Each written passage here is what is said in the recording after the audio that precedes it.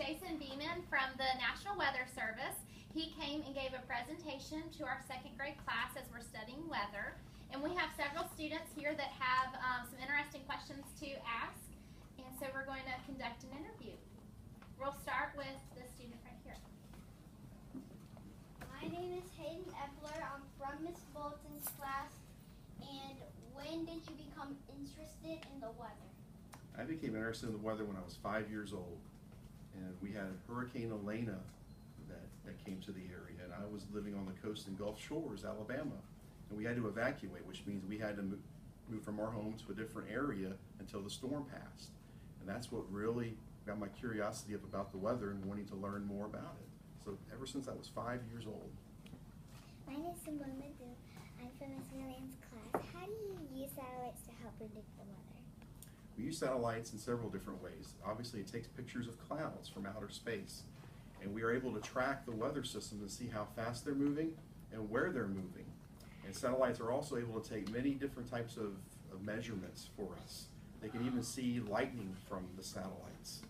And so we use all that information to help us track the storms and to see where they're going so we can tell people where they're going.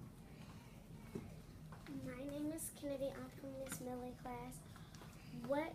What tools do you use to measure the weather?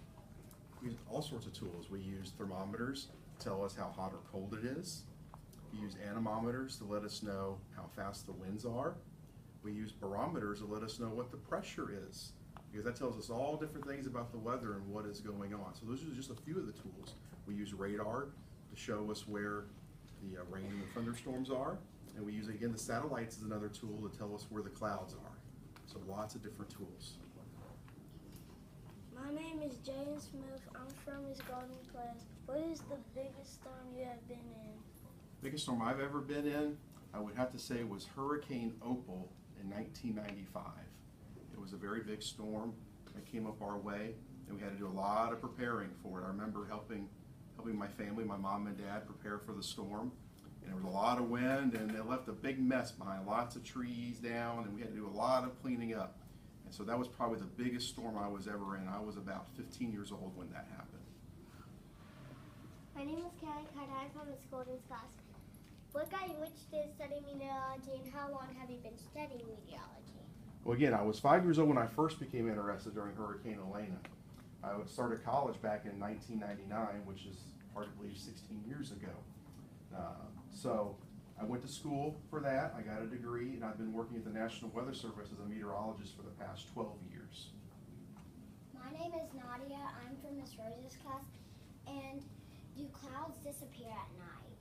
Sometimes, sometimes not. A lot of times we just can't see the clouds at night because we don't have the sun to help us see them.